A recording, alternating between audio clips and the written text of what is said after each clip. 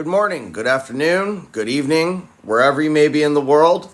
Welcome to the Sensitive Stability BPD live show. For those of you who don't know me, I am your host. My name is Kevin Reynolds. I am a BPD survivor and a BPD coach.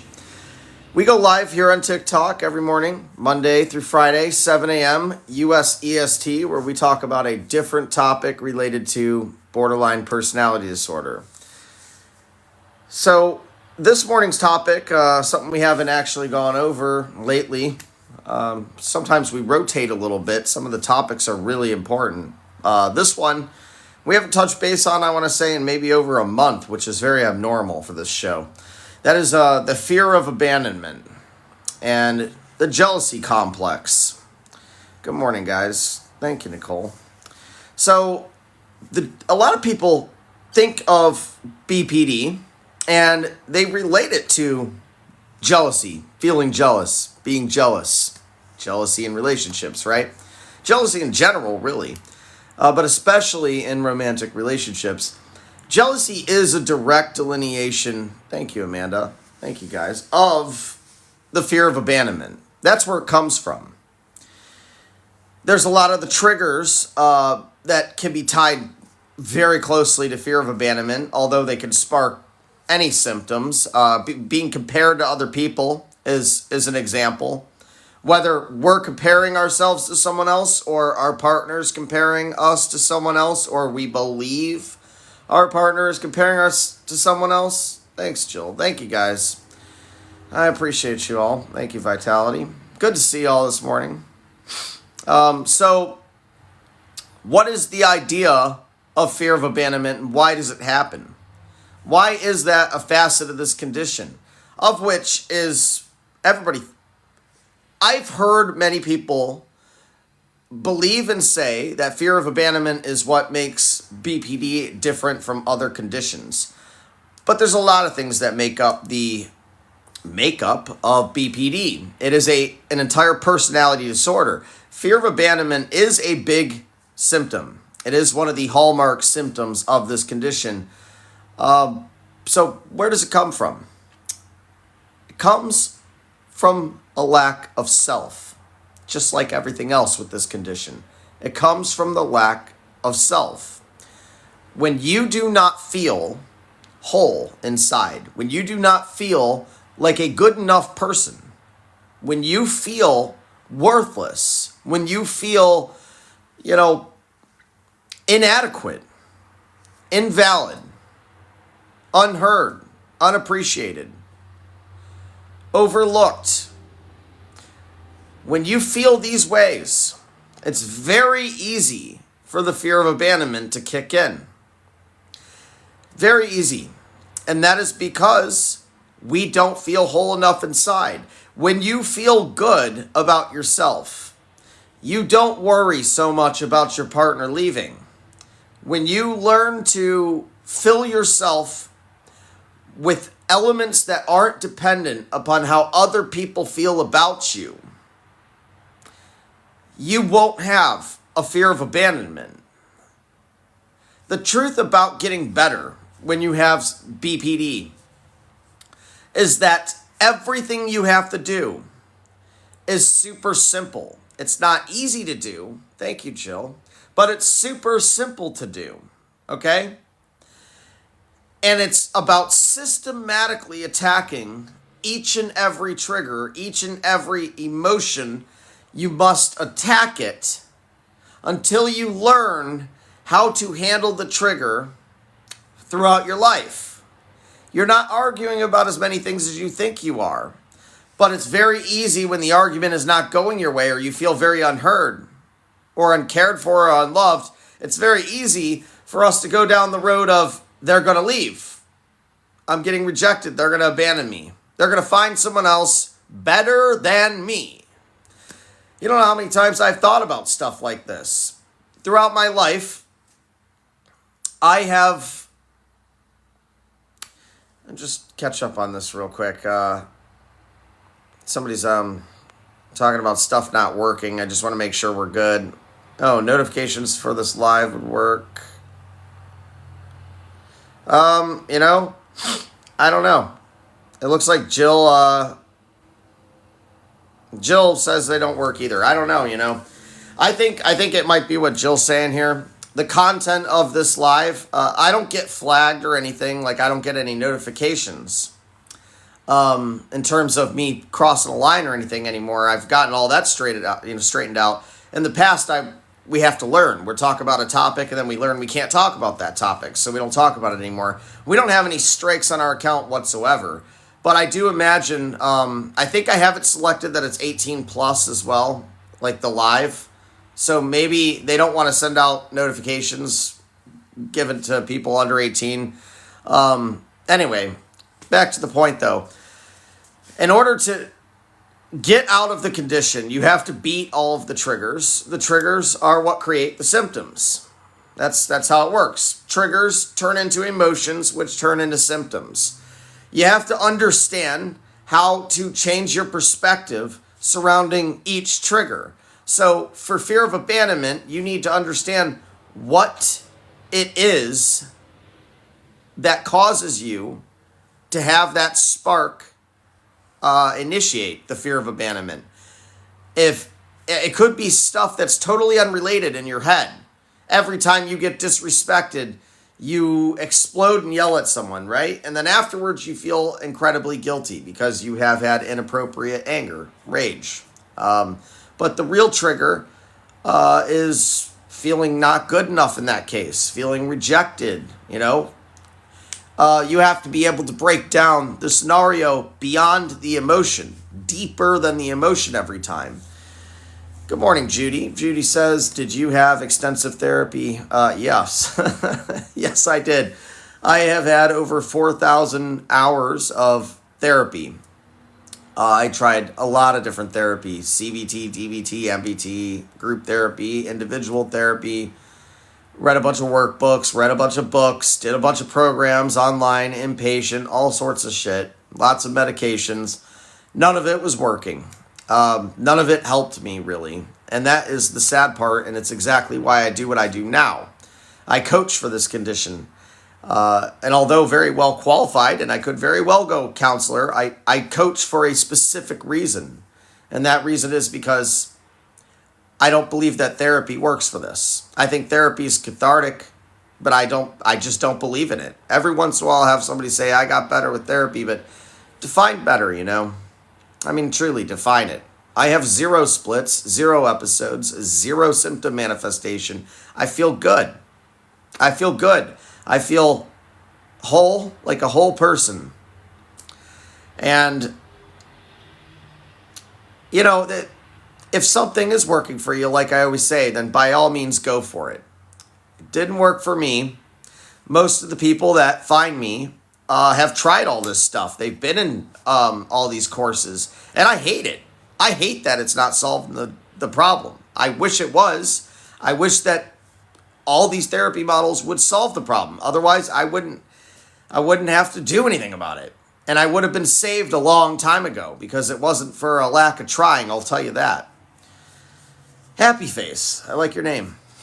Happy Face says, how do you deal with the shame when you're vulnerable?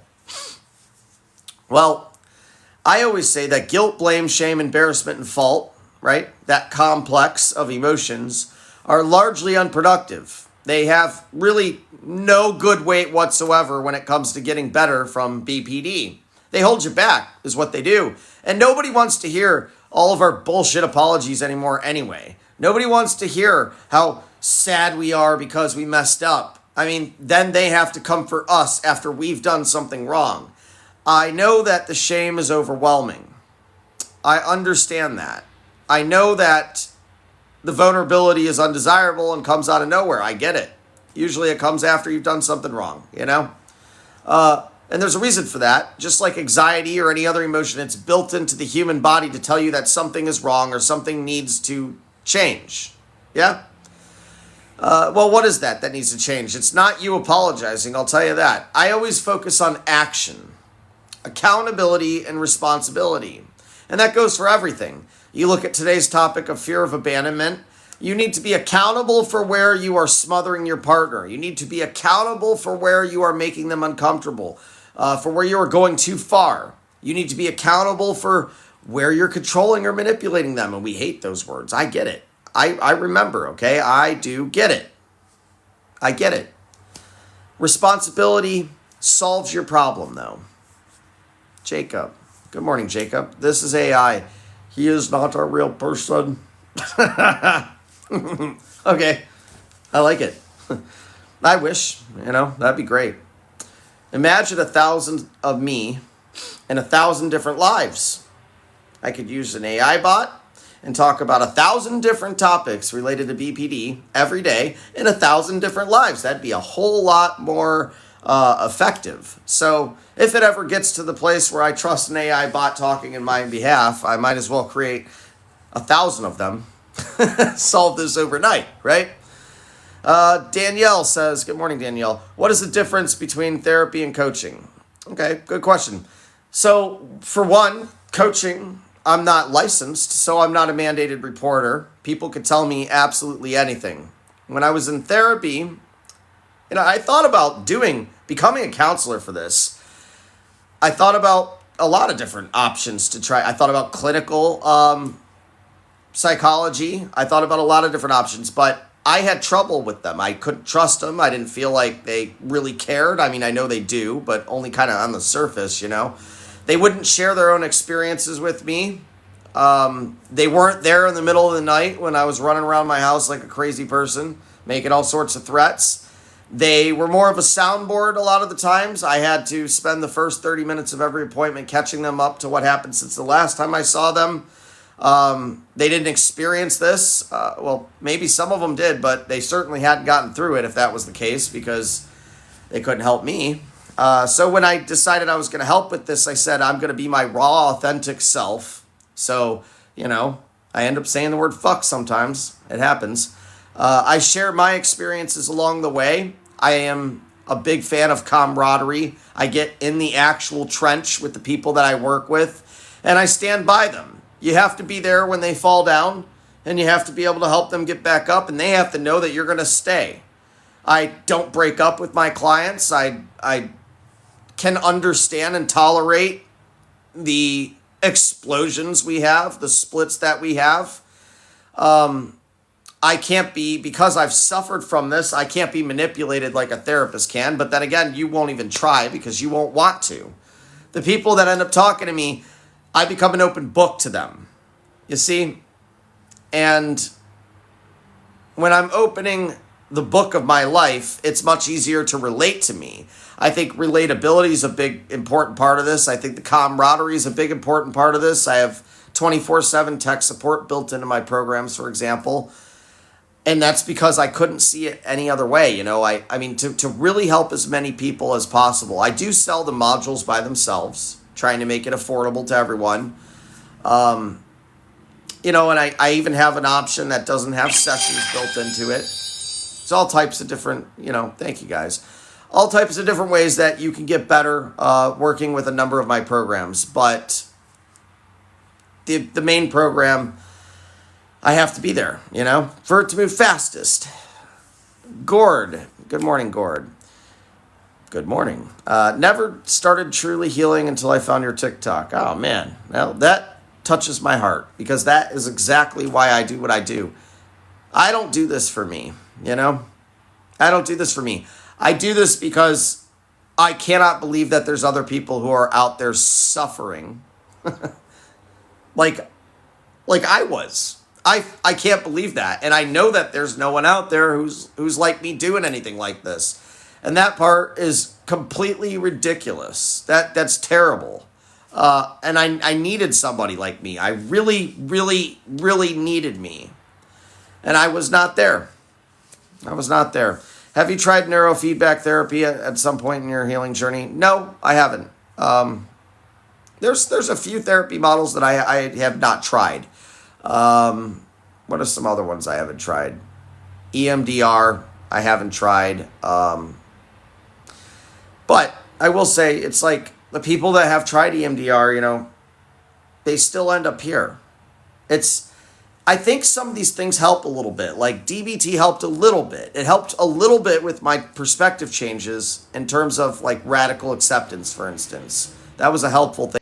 Thank you for tuning in to the Sensitive Stability BPD podcast, where we talk about a different topic related to borderline personality disorder in each episode.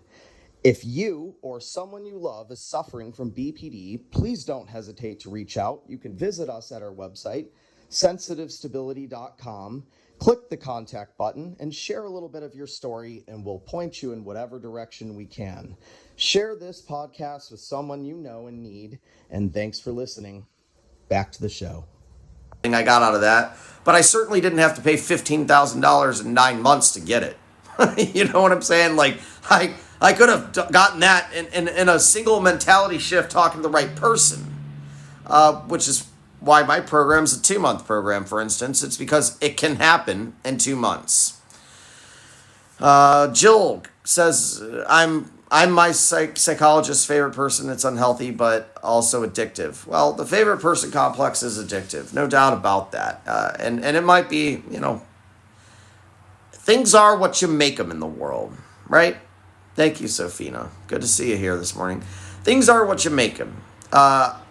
And we get addicted to anything that makes us feel good or changes our attitude about living, about our life.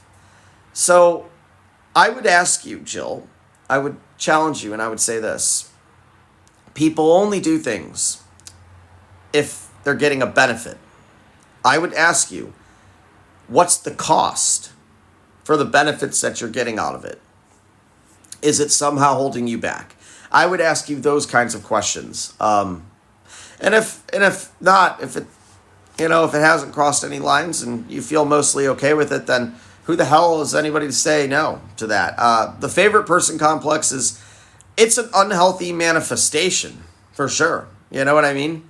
Because it means that you are relying on someone else to fill you, and you're doing it by giving a lot. So the psychologist is giving you a lot of attention and praise, which is addicting for you. But if you're not offended by it, put off by it, and it's a cathartic release and you're getting something out of that and you don't feel like smothered or overwhelmed, and no lines are being crossed in the type of way, right? Okay, well, there you go. When you say it's hurting my relationship, though, that's the cost. There's other ways to get what you want, the attention, without it hurting your relationship, but it wouldn't be appropriate for it to come from that person. I know you already know all this shit, though. You already know everything I'm saying. You're in here every day, but yes, I would just encourage you to think. I'm not going to go too deep into it because I think that if Socratically you guide yourself to this answer yourself, I think the decision will become clearer, and I think it will be a very great decision. But I would encourage you to analyze your relationship as to why you can't get that from that. And there are always ways to get what you want. Truly, there really are, that don't involve all the tough behavior, right? So if you need any help with that, shoot me an email. I'll tell you what I think, okay? And that goes for anybody. I personally respond to all my emails. So, if you have any questions, any comments, if you need any type of help whatsoever, any guidance, please do shoot me an email and I'll get back to you as soon as I can. Also, I still need participants for the study I'm doing for my dissertation. It is due, this phase of the study has to be complete by December 13th. I am currently at 72 participants. I need 180. It is to try and prove that BPD affects everyone, not just Caucasian females. I do still need about 5 Caucasian females in the survey. I needed more of those than any other demographic. But Asians, Indians, Latinos, Hispanics, men, okay, blacks, Native Americans, I need you desperately, okay? I need you desperately to correct this problem. So please do reach out. It's just a 2-minute survey, and you're helping the entire world. Mama says, I'm dealing with this right now, and I don't know how to be okay with myself and not need affirmation. Yes, so you need 5 things to get to remission, my friends. 5 things to get to remission. The first 3, I require usually that you have before I would work with you, because otherwise I need to send you in a different direction to pick up those 3 elements first. Then I usually bring the last 2, or you can learn the last 2 on your own. But these are the 5 things that you need. Awareness is the first. You must actually accept the full manifestation of your condition. You cannot just say, excuse me, it's not good enough to just say, I have BPD. Fine. And thank you, Rama. I appreciate that. If you wouldn't mind shooting me an email, I can't send the link through DMs. I can only send it through email. So just shoot me an email. There's an email button in my profile. I would definitely love the help, and I thank you very much. That goes for anybody willing to help with that. So awareness is the first. You have to admit how bad it is. I mean, actually how bad it is. And that takes, you don't have to get all the way there in order to start getting better. But in order for me to get truly better, I had to admit that this shit was impacting every single aspect of my life. And it was. It was. And I know it sounds overwhelming. You don't have to admit it to the world. You can just say to yourself, man, this isn't everything. Like, open your eyes, step outside of the box you're in, and look down. And look down at what's in there. You will find that it has impacted your job, your friendships, your relationship. And a lot of people say, no, it's only impacted this. You just don't know yet. You just haven't seen it yet. We haven't broadened your perspective yet. When it gets broadened, you will say, man, like, I can't believe I've been doing these things. That looks so primitive. Like, how do I fix this? And there are answers to all of it. So don't hide from any of it. I know that each step is scary, but you can work through it, okay? You can work through it. The second is motivation. You have to have a reason to see it through. You can substitute motivation for discipline. That means doing it anyway, even though you don't feel like it. But motivation's very nice. It gives us... Motivation is like a fuel for us.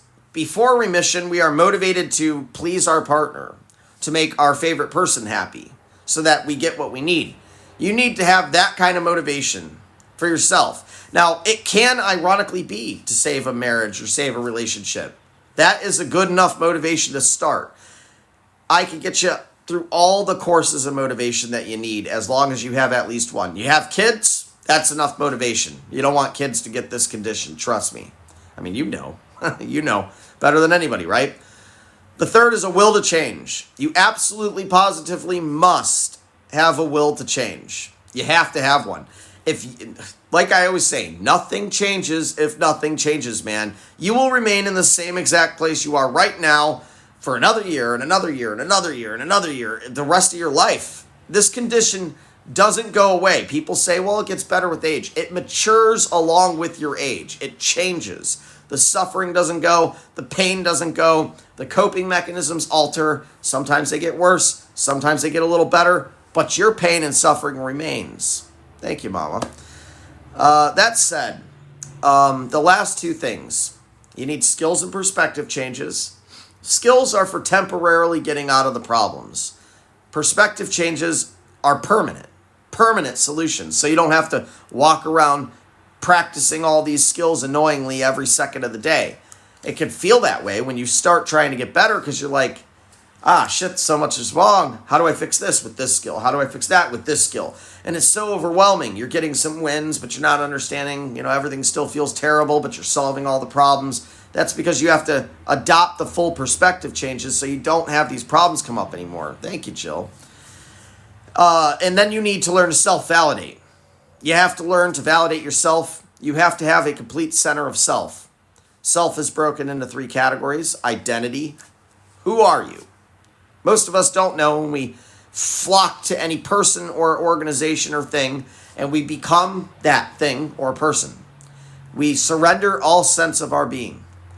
We lose ourselves in relationships. Before you know it, you're just sitting around shaking all day, worried about what your partner's doing, fearing that they're going to leave you, worried they're going to replace you, worried you're not good enough, worried you did something wrong, worried they're disappointed in you, worried you're rejected, just all day long, right? So you become about that person or about whatever it is you're trying to use to fit in. That's why we shift identities so quickly. You look back at your high school experience. Not all of us, but you may have switched from one thing to the next thing to the next thing, or throughout life, right? You were goth in this phase. You were, an athlete in this phase. You know what I mean? You just, whatever it is in life, you just re-identify to try and belong, to try and fit in, to try and be accepted, approved. That's a sad reality of our life. But just because you don't know who you are does not mean that you aren't someone. And it doesn't mean that you aren't someone great. We're all somebody great, and I'll talk about that a little more in a minute. But in the meantime, finishing up self, we have self-image, second part of self. That is how you feel about yourself. And unfortunately for us, being so lost, we rely on the outside world to tell us who we are. And that does not work out very well because the outside world is not always going to agree with you. You're going to have difference in opinion. You're going to have, disagreements. There's going to be days when people don't like you. You have to be okay with people liking or disliking you and still feel good things about yourself. You have to be able to like yourself, And oftentimes we don't. We're walking around talking a whole bunch of negative shit all day. That attracts negative stuff. It changes your interactions with the universe around you. When you are walking around telling yourself how terrible you are, how you can't get out of this, how you're such a worthless loser, nobody would ever want to be with me, what's the point, blah, blah, blah, all day long, what do you think's going to happen? You are literally attracting that kind of energy. It's not bullshit. It's not. It's at the quantum level. You are literally crafting the world around you based on your mind. Now, your mind cannot change everything. It can't change some circumstances. You could become positive, but you're still going to be married if you're married. You know what I mean? It's not going to make your wife or husband, poof, disappear and change your life in that sense. But you are what you think, and you literally attract what you think. The reason that you're not this super successful, super happy, peaceful, loving individual who's super understanding and secure is because you don't identify with one. That's why. That's the reason. The reason that you continue to smoke cigarettes is because you identify as a smoker. Now, there may be some payoffs to the things we do, but we have to look at the cost. We have to look at the cost. The payoff to using other people to tell us how we feel about ourselves is that we can get away with the easy doing more for people, and we notice that gives us stuff back. So that's an easy solution. I don't have to go through my trauma. I don't have to analyze, the hard stuff I'm afraid of. And if this person doesn't like me, I'll split on them and find someone else. That's the easy answer, believe it or not. The harder answer is having to tolerate difference in opinion. That's the harder answer. So if you consider yourself a high achiever like I do, we're all very intelligent, right? Then I want you to pick the hard route, right? Just making a note here. Okay, something I want to go over again. The third delineation of self is validation. Learning how to validate yourself. Learning how to have a basic human right of feeling good enough just for being here. Just for being here. That has to happen.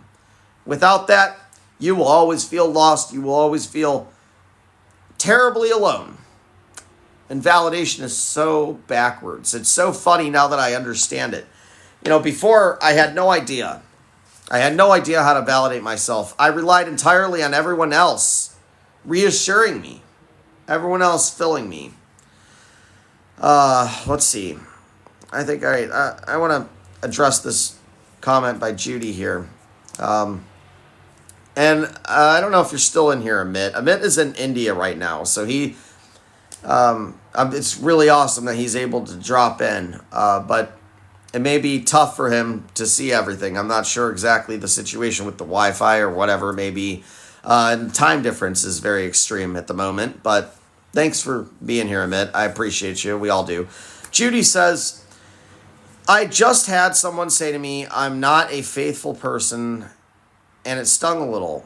How do you keep from splitting on them? Okay, so I like to look at the data, that is stuff that people are saying to me, as just that, data. I try my best to strip the emotional content from the words that come out of other people's mouths until I have had a chance to understand it. Some things are just going to sting. That's why they're called triggers, because they just happen. You can't predict them all. Some of them we have earned or caused. Some of them we haven't. Now, is that a real statement or not? I would start by analyzing what other people have said to you in the past, in the present. See, if one of my friends says, hey, Kevin, you're an asshole, I might say, oh, well, maybe, maybe not. But if every single one of my friends is calling me an asshole, I might be a dick. You know what I mean? In which case, there's something to look at there. But I don't have to fill myself based on what other people think. So I'm able to take criticism, which is what that is, judgment and criticism, which also then bumps into feeling not good enough, right? Those are the things that happen there, and they probably manifest in sadness or anger. Anger masks pain. So you have to say, well, the first I'm noticing this is I feel sting. I was stung. This hurt. So I feel sad. I feel a little anger too, because why would somebody say that to me? What is the sadness? Well, I feel betrayed. I feel betrayed. This was somebody I trusted, somebody I loved, somebody I wanted to be with. You have to break down those triggers, and then you have to dive into their mind and say, what would cause them to say this? In what world this person that I want in my life, who I supposedly care about, who probably should care about me, and they probably do, and I can't see it, what is it that they meant? What are they bothered by? You got to really dive into that. You got to imagine being them without taking your own mind into the process and come out with more data that you didn't have before. Emily, I'm going to try to keep a little bit of an eye on the chat here because, like I said, I don't know that Amit's able to stay the whole time and all that kind of stuff, and I don't think he's able to focus as much as he normally is. So if I miss a question or a comment, it is not intentional. Please do send me an email and let me know what's going on. There's a button in my profile, and I will break down whatever I can for you, okay? Emily, good morning to you. How do I repair the damage done by my BPD ex? I fear confrontation now. So you had an ex who had BPD, and they ended up leaving you in an abused state. That's something we don't like. We do not like the word abusive. We don't like the word abusive. Because we can't handle, we have such a lack of self, right? It's such a fragile sense of being that we can't handle this kind of like terminology. We already feel not good enough in general.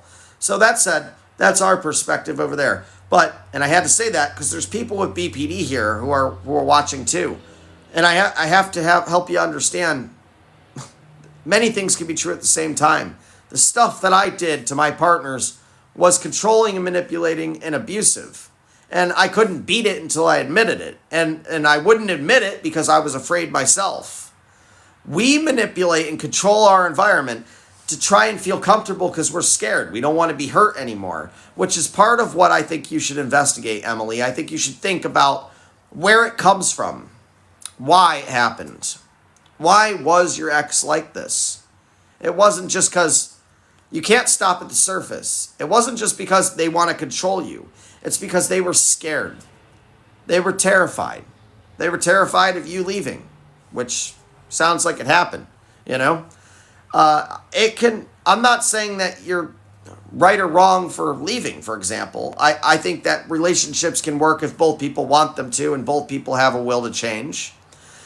There are transient, temporary, transferred properties that you can adopt, that you can create when you're with somebody who has any cluster B, be it narcissism, histrionics, borderline, antisocial. And in those cases, it goes away faster, but you have to expose yourself to healthy life again. You have to expose yourself to stuff that builds you up and stuff that's social and interactive.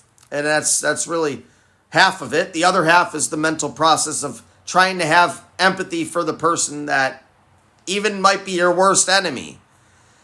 People who hate me say ugly things to me, but I think about it from their perspective. Why do they really do the things they do? Why are they really why are they acting like this? Why are they saying these things? Even this person doesn't know me, or maybe that they're the closest person in the world to me. What's the motivation? What's the intent? Emily goes on to say he had abandonment issues and untreated trauma. He was also antisocial, alienated me for years. I'm healing now, and the effects are showing. I mean, that's a tough situation, you know. I would encourage you.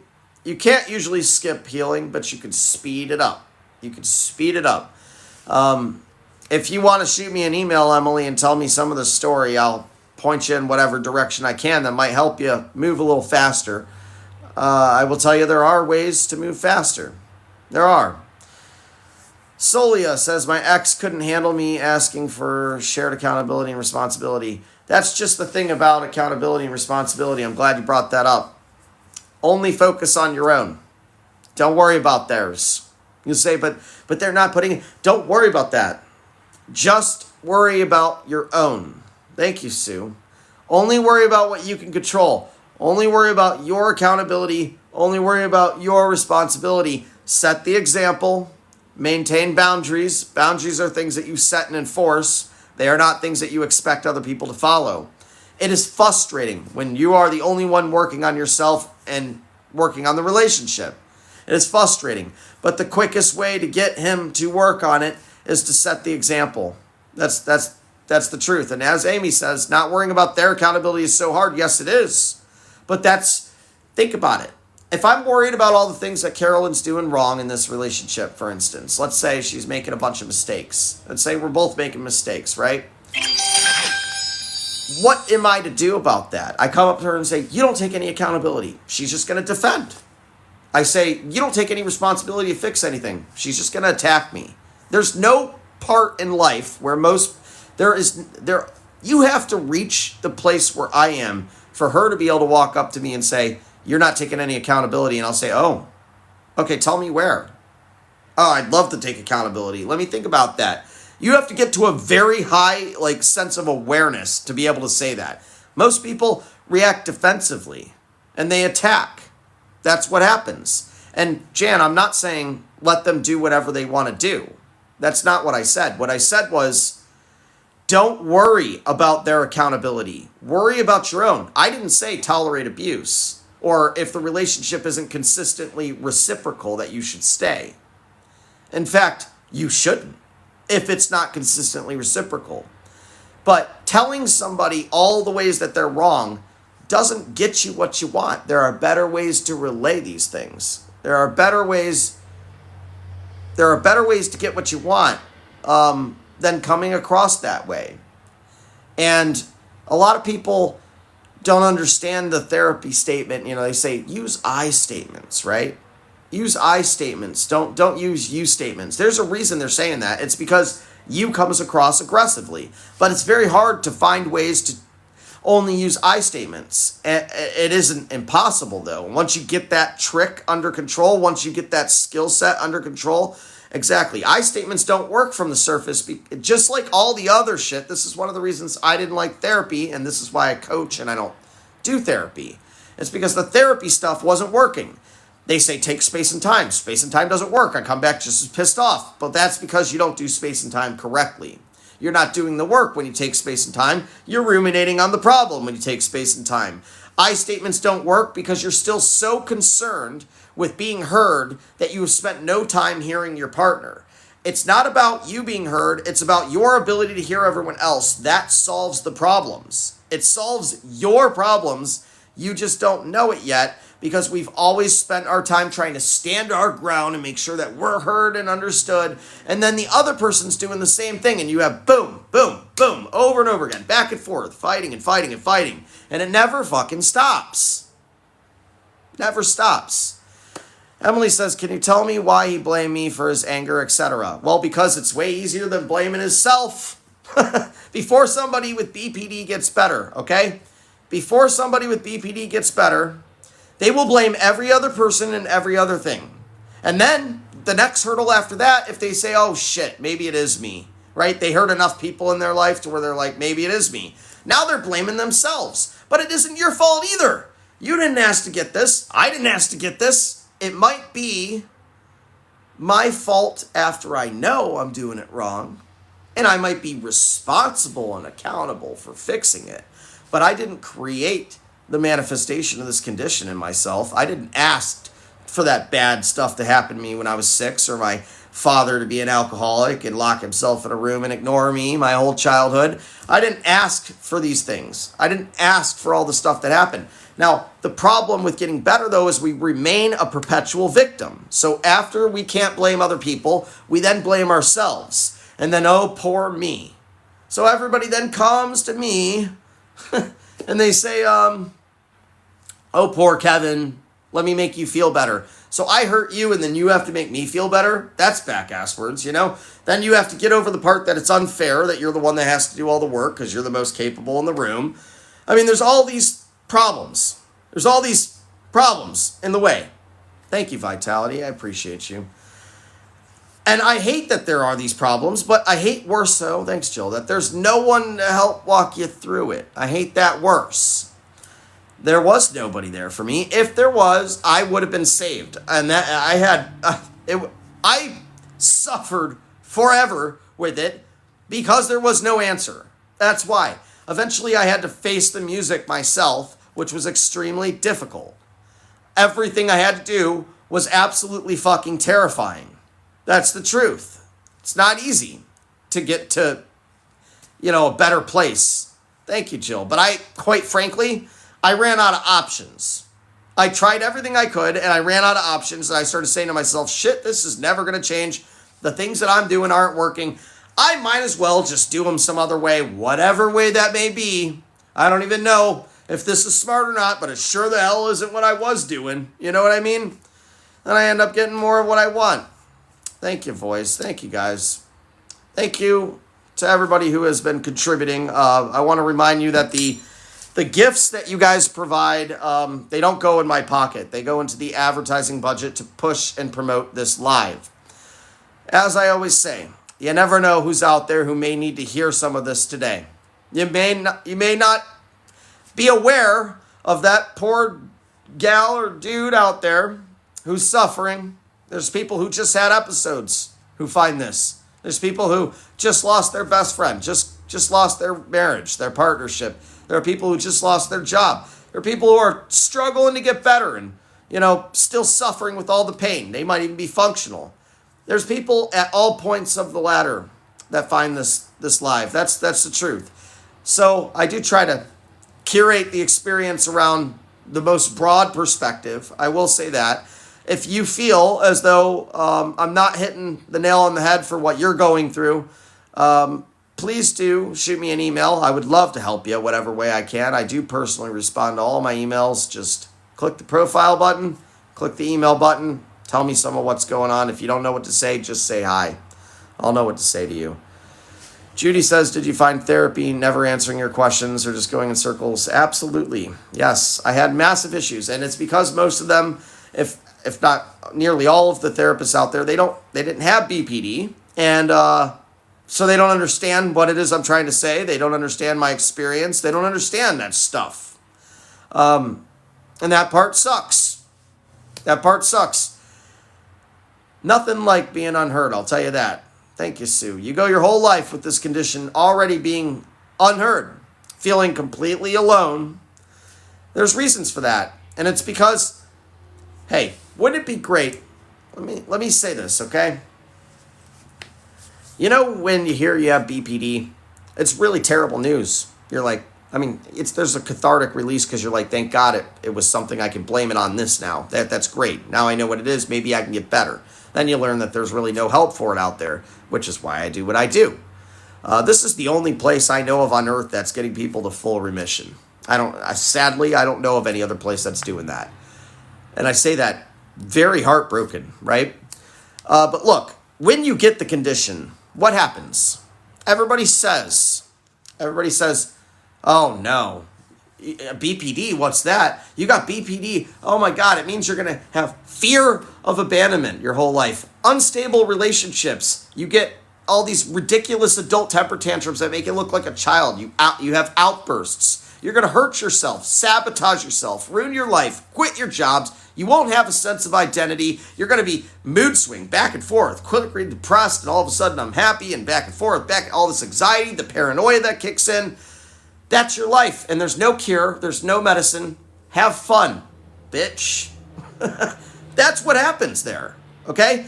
But what if, this is the next study I'm going to do after I finish the study I'm working on for my PhD.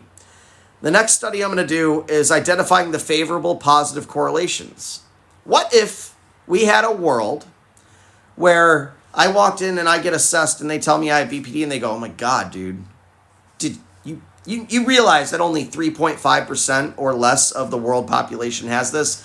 And they are super creative, super intelligent, super passionate, super empathetic people. They have all this ambition and they're capable of all these creative things. They're so amazing. They're so amazing. They're charismatic. They are absolutely lovely people. They're the best friends in the world, tremendously committed partners. Do you think my life would have still gone to shit? You know what I mean? If they said that stuff, which, by the way, after working with 1,100 of us, more than 1,100 of us, that's all true. All those positive correlations were exceptional. Why the fuck aren't they talking about that? Why are they only talking about all this negative shit? When you tell somebody that they are a failure, they will be a failure, especially if they have no sense of identity. They'll identify that way. Part of the problem is the stigma. And the stigma is here because so few of us have this that not as many of us have risen to a place of fixing it. And I'll be honest with you, when you're starting to get better, the last thing you want is to be associated with BPD most of the time. You know, if you would have told me 10 years ago that I'd be coaching for this, okay, I would have said, you are crazy. There's no way I will have anything to do with this condition when I get out of this. I want nothing to do with it. But it seemed like something was drawing me to it. It was like a moral imperative. You know what I mean? It was a moral imperative. And I see a star. I feel like nobody understands me. Nobody does. That's the thing. Only people with this condition will understand you. It doesn't mean that they can't understand better. It doesn't mean that they can't be more supportive. It doesn't mean that you can't improve the situation and feel less alone. But it turns out, Star, that in a room full of people, you are one of the most capable people on the face of the planet to do good, to validate other people, to build great things. That's it. It's like Celia says, you guys have one of the most beautiful, purest souls. Thank you. We love you too. You know, we do. Just because we mismeasure love, and we say things like, you don't love us, you don't care, doesn't mean that we don't have real love or can't be in love, can't share love. Thank you very much, Sue. I appreciate it. I love that one. Wildly appropriate at the time, too. You know, it doesn't mean that love isn't there. We do have to recalibrate how we look at love in order to feel it. That's true. I feel more loved than I've ever felt, I could ever have imagined feeling. Okay? When I got to remission, I felt more alive. I finally felt loved. I actually liked who I was. I liked myself. I could make impacts on the world. I became a positive person. I don't lose relationships. People want to be around me. And it's not that hard to get there. It's really not. It's not that hard. There's a reason why my program is a 2-month program. It's because it can be done in 2 months. It can be done in 2 months. It's a matter of trusting that rickety-looking bridge in front of you. I'm telling you, it's safe. You can run right across it. Right across. Instantly. But you won't. You'll slowly step on. You'll say, well, this looks totally unstable. There's one rail missing, and these planks are all fragile. Yes, indeed, they are. It's scary. The whole time, it's scary getting there. It's not easy, but it is simple. And eventually, after you see a couple wins, you will run. You'll say, give me the whole list. Good morning, Sunshine. Sunshine says, we need to normalize positive self-talk. I spent so much of my life negative. Oh, yes, indeed. Yes, indeed, we do. We spent our life cutting ourselves down, burdening ourselves, all the layers of people-pleasing bullshit, needing to make other people like us to fit in. Absolutely ridiculous, man. No way to live whatsoever. No reason at all. And Judy, I'm really grateful for you. Amy, that's wonderful. All y'all. You are enough. That's true. Accepting the BPD, I mean, it is the best damn thing that ever happened to me. It really is. I mean, it created a lot of problems, but where you see problems, I saw a brilliant brain working out solutions. There's a reason that I would control my environment. There's a reason I was throwing temper tantrums. It's because I had so much emotion, I couldn't communicate it, so my brain found ways to try. Now, they might have been inappropriate and ruining my life, but that's still pretty smart how it works, you know? You hurt other people and then somehow you make them help you. I mean, just insanely smart, you know? And I'm not saying that we should be proud of that, but I am saying that there is a skill there. There is an aptitude that needs to be applied in a positive light. You see what I mean? Star says, I just had a splitting episode and really hurt people and I didn't mean to. Okay, so here's the thing. You have a few normal days, you have a trigger zone, then you have the emotional buildup. If you don't handle the emotions, they lead to symptoms. If you don't handle the symptoms, they bash into each other. They go to the consequence zone, as I call it, including splits and episodes, things that have consequences. The next phase is guilt, blame, shame, and embarrassment. And then some of us have the apology phase where we apologize profusely until it's absolutely annoying as hell. Skipping the guilt, blame, shame, embarrassment phase is the next step for you. If you just had an episode or just had a split, feel as little of it as possible because it's unproductive. You have to go to jail if you committed the crime, but when the jailer opens the cell door and says you served your sentence, you can't say, oh, it's just me. I'm staying here. I deserve this. You know, go ahead, close the door. I'm not leaving. You have to leave when the jail sentence is over, like a social norm individual. Your answer to fixing your problem is action. Accountability, responsibility. Accountability means accepting what you could have done better, accepting what you might have done wrong to someone else. And then responsibility is the action of fixing it for this person. You must fix it for them, not say I'm sorry. Please stay. You won't leave me. That's unattractive. And it's also just weak. And they get annoyed by it over the course of time. It is annoying. You must take responsibility instead. You could say, I'm sorry. But I've said I'm sorry 10,000 times to the point I remember the time I knew I was lying. You know what I'm saying? I had a bad episode and then my wife's like, you know, my ex-wife, she's in the bath with the curtains. I can't see her, you know, and I walk in there and I'm like, I'm so sorry, I'll never do this again. And I remember in my head thinking, why are you lying? Why are you saying that? You know damn well you can't control this. This is out of control. You have no control of this. You are going to do this again. And I'm like, yeah, but I think I can make it 2 weeks. I was desperate for 2 weeks, you know, based on my behavior. And I didn't even make it to 2 weeks. KD Trey says, right, or some guy on live at 4 a.m. getting me right. You must be in Pacific time. See that? That dude there wants it 4 in the fucking morning. Bravo, my friend.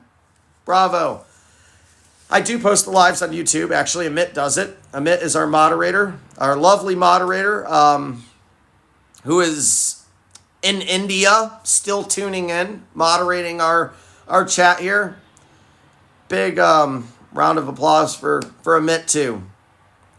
So that's at 7 a.m. also for you. That's easier. But if you can't make it in the morning, Amit does take the time every day to cut the lives and post them on YouTube. So you can check it out there if you miss, you know, if you miss it. And they're all labeled very well. There's about 80 some hours of lives on YouTube right now. So there's plenty of material. And when you want to get better and you really want it, you should be doing everything you can. You should be doing everything you can to get better. Don't give up. You know what I mean? When I say don't give up, I'm not saying it just for you, because you do matter, but I'm not saying it for that reason. I'm saying it for the real reason. All the people that you are meant to touch in the world, we are incredible people. You hear me on this? We are creative geniuses. We are just some of the most sensitive people on the planet.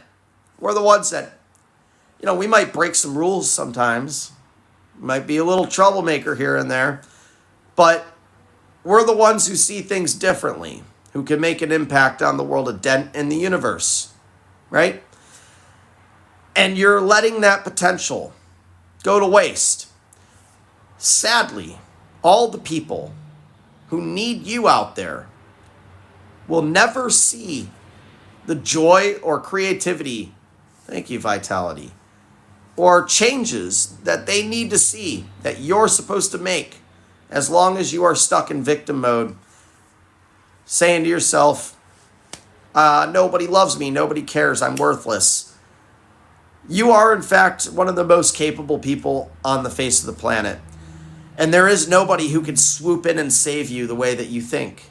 You are the one who is supposed to be saving other people. And until you accept that as reality, you will continue to identify with the worthless behaviors and feelings. And that will take you nowhere. As Trey says, become Batman. Every neighborhood needs a Batman. And get the gadgets. That's important too. The thing is, everybody has different gadgets. I'm the Batman of this neighborhood at the moment. I try to be. I program tools. There's a whole resource center I put together. Most of it's just a bunch of free stuff in there. There's a link in my link tree if you're interested. I try to put together tests. I try to put together tools. I try to put together, programs and whatever I can to try and get stuff out there. Those are my gadgets. Maybe your gadgets will look different. I like to think of myself as a magician that makes other magicians. What you guys do is going to be different than what I do. We're all different. That's one of the exciting parts about this. When we get better, we all become a different type of creative genius. It's amazing. That said, I want to drop the survey in one more time. Please, if you haven't done the survey and you would like to help, you're not just helping me. I do desperately need it at the moment, I'll tell you that. But you're helping all the people around the world who have been underrepresented. You're helping the people who didn't get the diagnosis or the attention for this condition because they might not be a white female. I do still need a few white females. I think I need about 5 white females to do the survey. The point is to prove that this condition can impact anyone. I think it's one of the reasons I didn't get diagnosed for so long, I had to basically beg for the diagnosis after 11 years. Ridiculous, man. Ridiculous. Instead, I got every other diagnosis. The stigma is too high.